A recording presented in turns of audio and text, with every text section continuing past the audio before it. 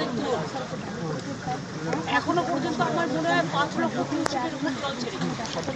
আমি এখন ফিরে গিয়ে ফার্স্ট কাজ আমার হচ্ছে যেটা আমার আমি ফিরে গিয়ে যেটা ফার্স্ট এবং মেন ইম্পর্টেন্ট ডিপার্টমেন্টগুলোকে নিয়ে একটা মিটিং করব এবং যেটা করতে হবে সবই কিছু আমি রাজাতে এখানে আছি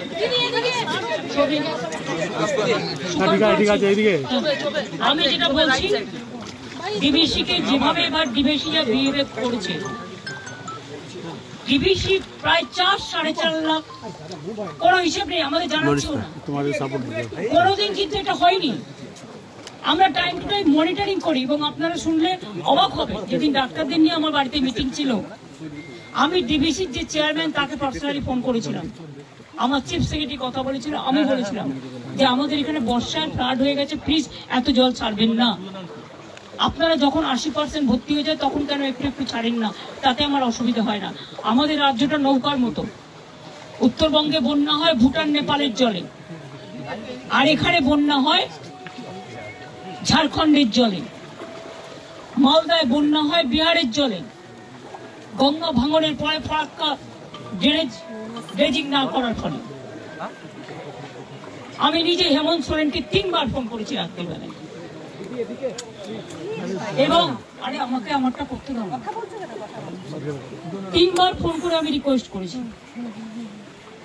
ওরা ছেড়েছে তেনুঘাট পাঞ্চের থেকে আর ডিবিসি ছেড়েছে সবচেয়ে বেশি। এখন জল ছাড়ার পরিমাণ 5 লক্ষ ছাড়িয়ে গেছে, পুরো হিসেব ওরা আমাদের বলছে না। এভাবে তো চলতে পারে না বছর পর বছর। তাও তো 5 লক্ষ পুকুর কেটেছি আমরা, 500 চেক ড্যাম করেছি, তার মধ্যেও জলটা ঢুকছে। সেইগুলো যদি না করতাম তার মানে আরো কত হতো, দোতলা সমান জল ঢুকেছে। এমএলএ এমপিরা কোন রকম লাকিলি বেঁচেছে ফরচুনেটলি, নৌকাও সেফ নয়, এত জলের স্রোত। আমার কাছে এক্ষুনি খবর এলো আমি যেখানে থাকি আমরা অত উঁচু করে বাঁধিয়ে দিয়েছি গঙ্গাটা, তাও পুরো লাস্ট চেয়ারে জল। আমি ফোন করে বললাম লতাকে, ও যে আমার সাথে থাকে অভিষেকের মা, যে শিগগিরই পাশে সরে যা, সমস্ত গলি টলি সব জলে ডুবে গেছে, এত জল। এটা এখন চলবে 2-3টে পর্যন্ত, পূর্ণিমার কোটালো গেছে কালকে। তারপরে যদি রোদ থাকে এইভাবে, বৃষ্টি যদি আর না হয়, তাহলে 3-4 দিন টাইম লাগবে এটা সেটেল করতে। চাষি জমিগুলোর ব্যাপারে আমাদের ক্রপ ইন্স্যুরেন্স করা আছে, শস্য বীমা চাষিদের জন্য, তারা চিন্তা করবেন না, জল শুকিয়ে গেলে মেপে সেগুলো দেখে নেওয়া হবে। যাদের মাটির বাড়ি ধসে গেছে, যদিও এখনো প্রায় বাংলায় আমরা 50 লক্ষ পাকা বাড়ি তৈরি করেছি, কিন্তু এখনো 50 লক্ষ মাটির বাড়ি আছে। 3 বছর ধরে কেন্দ্রীয় সরকার টাকা দেয় না, তাই এবছর আমরা 11 লক্ষ করবো বলে ঠিক করেছিলাম ডিসেম্বরে। ওটাকে আমি বাড়িয়ে আরো 1 লক্ষ বাড়াবো। তার কারণ হচ্ছে যে বাড়িগুলো মাটিতে একদম ধসে গেছে, যদি সেই বাড়িগুলো লিস্টের মধ্যে না থাকে, তাহলে যার বাড়ি হোক, আমি এখানে কোনো ডিসক্রিমিনেশন বঞ্চনা চাই না। মানুষ বিপদে পড়েছে, মানুষের পাশে দাঁড়ানো আমাদের কাজ। আর আমি চিকিৎসকদেরও বলবো, এই জল কমে গেলেই সাপেরাও আশ্রয় নিয়েছে ডাঙায়, সাপে কামড়, ডায়রিয়া, জ্বর, এগুলো তো হবেই। আমি নিজেও ফোন করে চিফ সেক্রেটারিকে বলেছি কয়েকটা জায়গায় ইমিডিয়েট মেডিকেল ক্যাম্প, যাতে মেডিকেল ক্যাম্প যে করবো এখনো পর্যন্ত কাজে তো যোগদান হয়নি। আমি তো আমার সাধ্য মতো করেছি, এর থেকে বেশি আমার কিছু বলার নেই।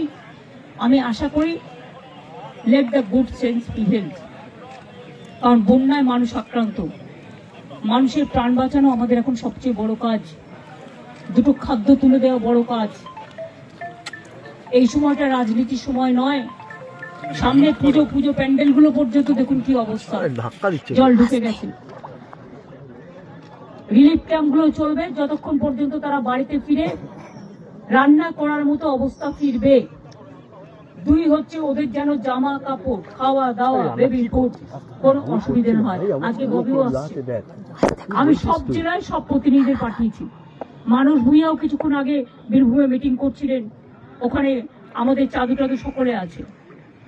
বর্ধমানেও আমি অরূপ বিশ্বাস এবং অন্যদের পাঠিয়েছি, স্বপন দেবনাথ, ওদিকে রবি চ্যাটার্জি, সবাইকে পাঠিয়েছি।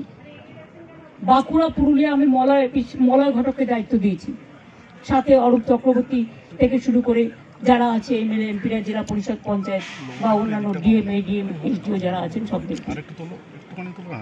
এইভাবে প্রত্যেকটা জেলায়, মেদিনীপুরেও, ঘাটালে আজকেও আমাদের টিম যাবে, খানাকুল পরশুরাতেও যাবে, এবং পাঁশকুড়া যে জায়গাটা আমি দেখে এলাম ওখানে আমি ডিএম কে দায়িত্ব দিয়েছি টোটাল দেখে দেওয়ার জন্য।